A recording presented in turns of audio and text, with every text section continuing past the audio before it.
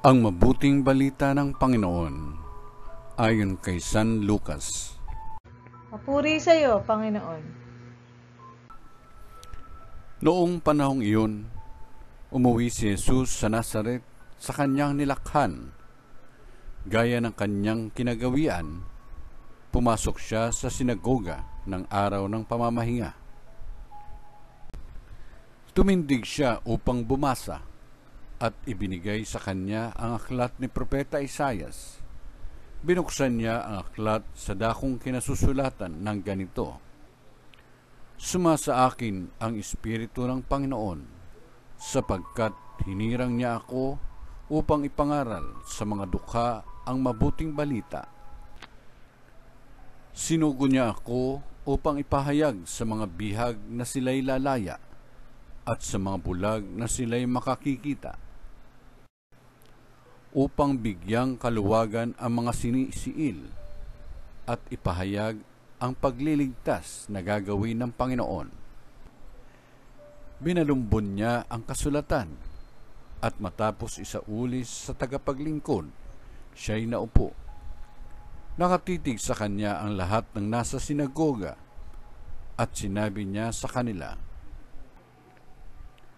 Natupad ngayon ang bahaging ito ng kasulatan, samantalang nakikinig kayo. Pinuri siya ng lahat at namangha sa kanyang napakahusay na pananalita.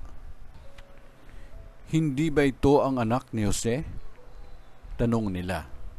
Kaya't sinabi ni Jesus, walang pagsalang babanggitin ninyo sa akin ang kawikaang ito.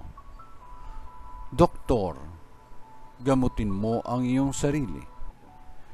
Sasabihin din ninyo sa akin, gawin mo naman sa iyong sariling bayan ang mga nabalitaan naming ginawa mo sa Kapernaum. At nagpatuloy ng pagsasalita si Jesus, tandaan ninyo, walang propetang kinikilala sa kanyang sariling bayan. Ngunit sinasabi ko sa inyo, maraming babaeng balo sa Israel noong kapanahunan ni Elias nang hindi umulan sa loob ng 3 taot kalahati at magkaroon ng matinding tagutom sa buong lupain.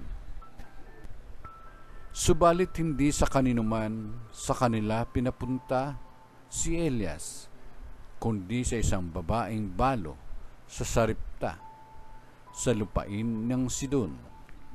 Sa dinami-dami ng mga kitungin sa Israel noong kapanahunan ni Eliseo, walang pinagaling isa man sa kanila. Sinaaman pang taga-Syria ang pinagaling. Galit na galit ang lahat ng nasa sinagoga nang marinig ito. Nagtindigan sila at pinagtabuyan siyang palabas. Sa taluktok ng burol na kinatatayuan ng bayan upang ibulid sa bangin.